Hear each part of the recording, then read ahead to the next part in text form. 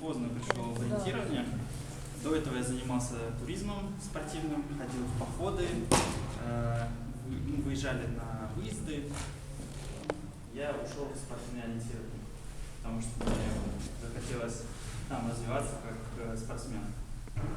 И получается, в 2009 году, это был мой первый какой-то сезон по ориентированию, я в принципе по спринту.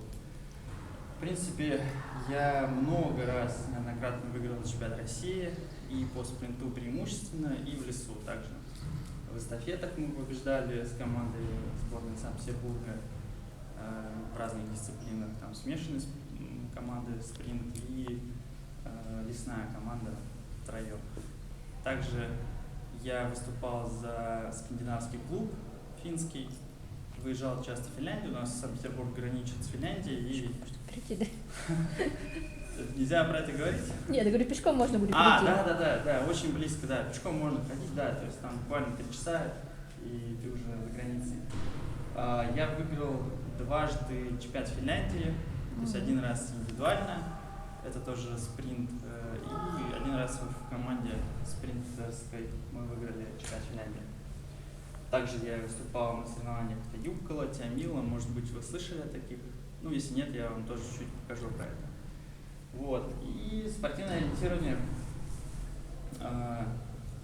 ну да, это развитый вид спорта, в России тоже хорошо развит.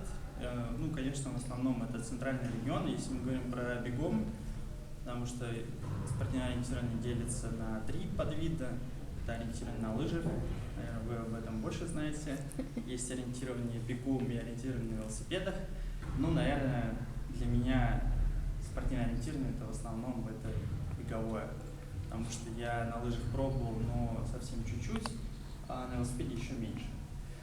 И кажется, что в мире больше знают про беговое ориентирование, потому что, ну, не знаю почему, скорее всего, оно начиналось изначально от этого вида, а потом уже стали придумывать на велосипеде и на лыжах также.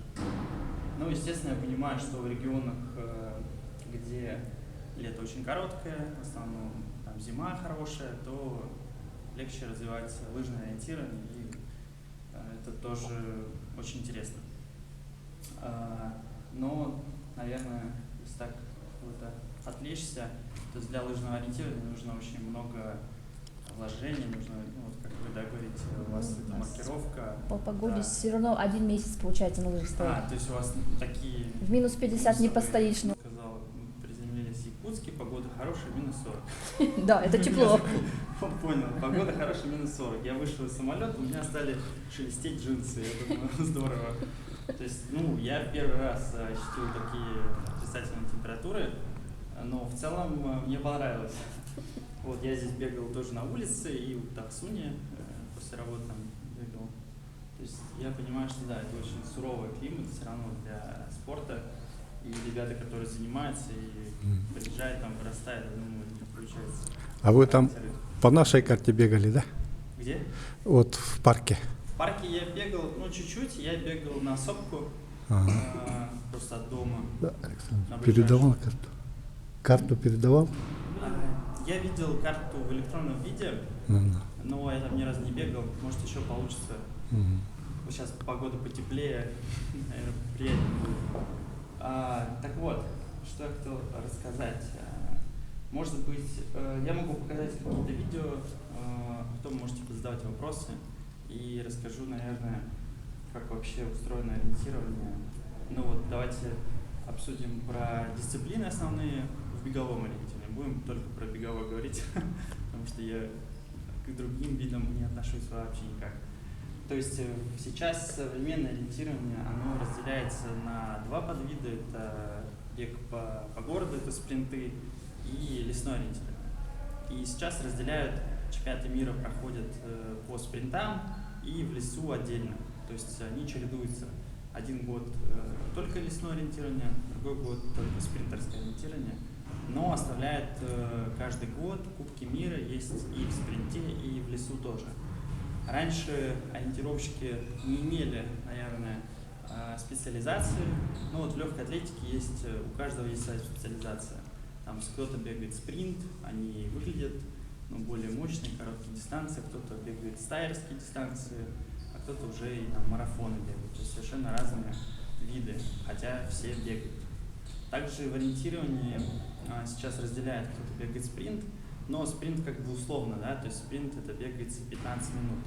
Если в легкой атлетике это 10 секунд, в ориентировании это 15 минут.